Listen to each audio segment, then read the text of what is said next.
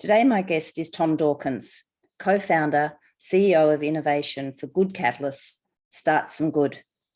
They help people design and launch social enterprises and impact projects. Hello, Tom. Hello. Great to be here.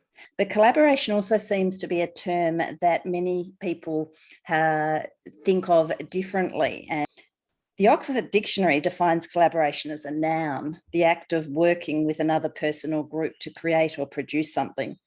And the Cambridge Dictionary defines collaborate as a verb, to work with someone else for a special purpose, such as two writers collaborated on the script for a film, or a German company collaborated with a Swiss firm to develop the product. What's your definition of collaboration? I mean, I definitely resonate with that second definition.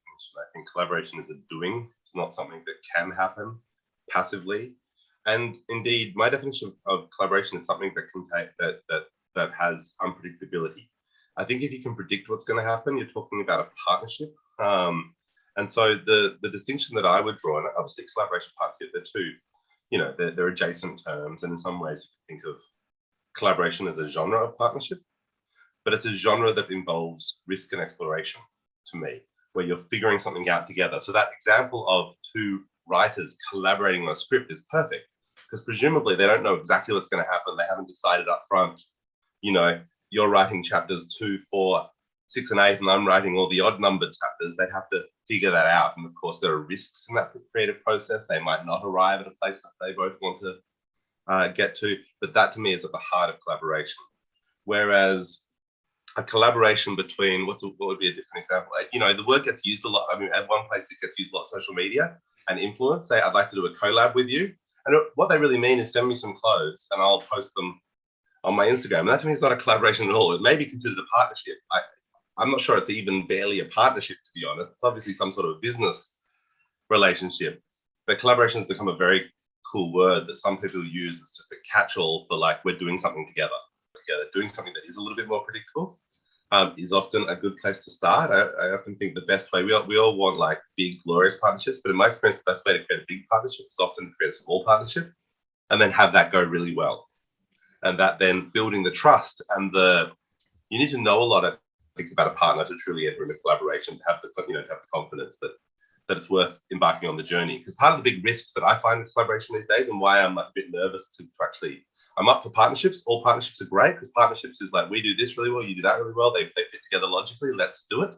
Yes. But collaboration is to start figuring stuff out, and there's a significant upfront cost.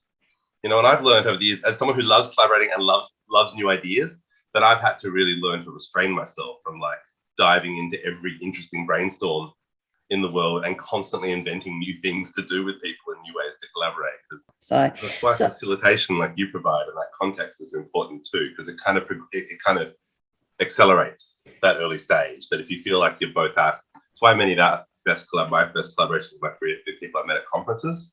Because the very act of both being at that event together is already quite a specific, we have significant things in common, we're interested in similar things, and it would be the same with the people who are meeting through your events. Yes. That's already getting 3 steps down the process by virtue of that hopefully trusted introduction and shared context. Yes.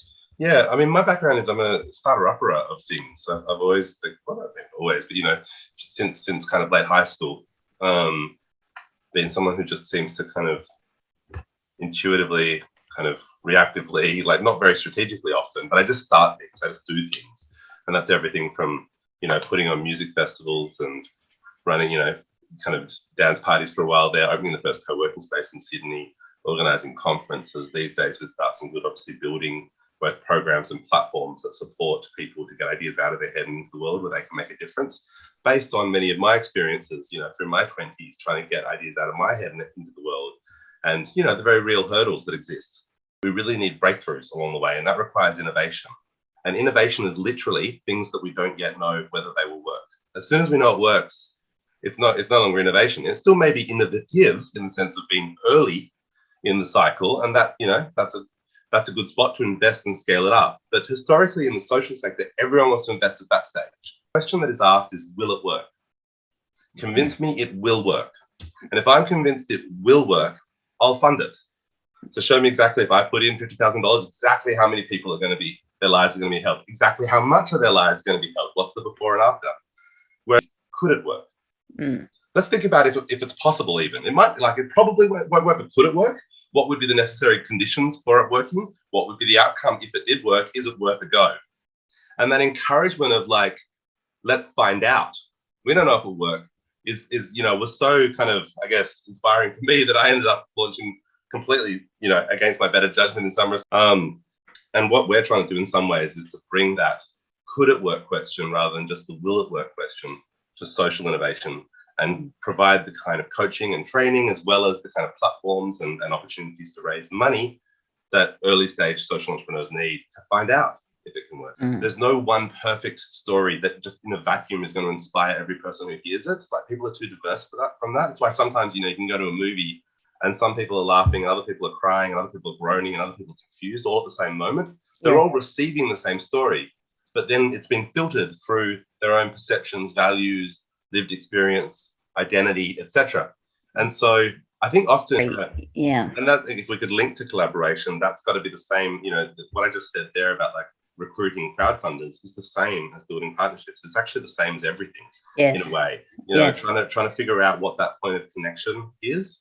It could be quite a different. You could be doing it for purely impact reasons, but that shouldn't stop you from partnering with someone who's in it for purely business reasons, provided it also helps you make more impact. Provided it serves your purpose. They don't all need to have the same purpose. And I think one of the things that holds purpose-driven entrepreneurs back from developing good partnerships and collaborations sometimes, Karen, is wanting to only partner with people who like have exactly the same values and are doing it for the right, quote unquote, right reasons.